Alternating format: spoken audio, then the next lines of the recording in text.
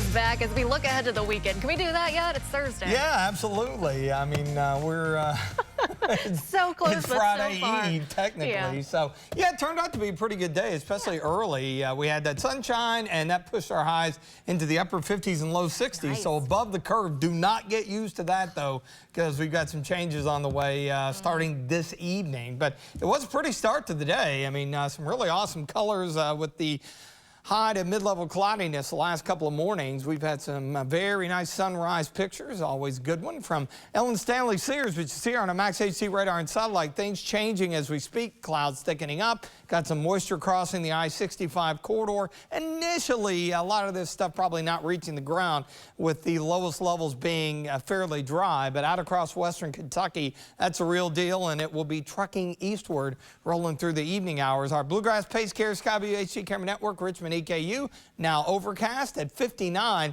Winds lightening up out of the east, but most locations reaching the low 60s. We're in the 50s and still a few 60s here and there. We've mentioned the communication problem with getting some of the readings from a few of the airports here in central and eastern Kentucky, but you get the general idea. Most spots with a very comfortable day for this time in March. 39 to start, so not quite as chilly as anticipated, and that gave us a jump start, getting to 61 here in Lexington for the official high, 54 and 34, now the average high and low. So wave of low pressure cruising through Arkansas. That's going to run right through here during the overnight as high pressure gives way. So the shower chances will be picking up.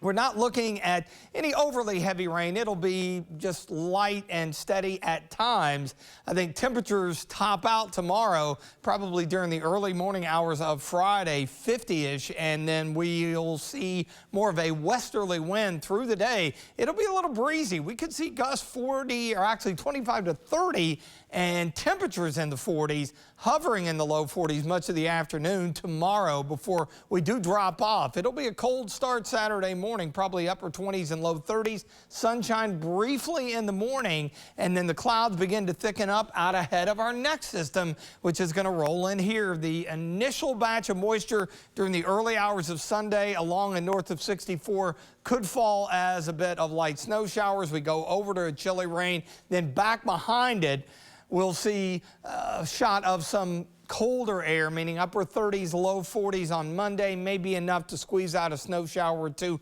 After that, we dry things out into Tuesday, but we also see a fairly quick moderation in temperatures. So the up and down temps into next week, there's your cold shot Monday, Tuesday, but this relaxes out fairly quickly, and that opens the door for the milder air to make a return this time next week. So showers moving in, and temperatures actually rise overnight. I think we'll drop back probably mid to upper 40s, and then we'll see temperatures topping out 50-ish during the early hours. It will be cooler and breezy. Note the gusts around 30 heading into tomorrow afternoon. Upper 40s on Saturday, dry. Don't forget about the time change. Spring forward, losing that hour's sleep, but the sun will set later on Sunday, 7:40-ish or so.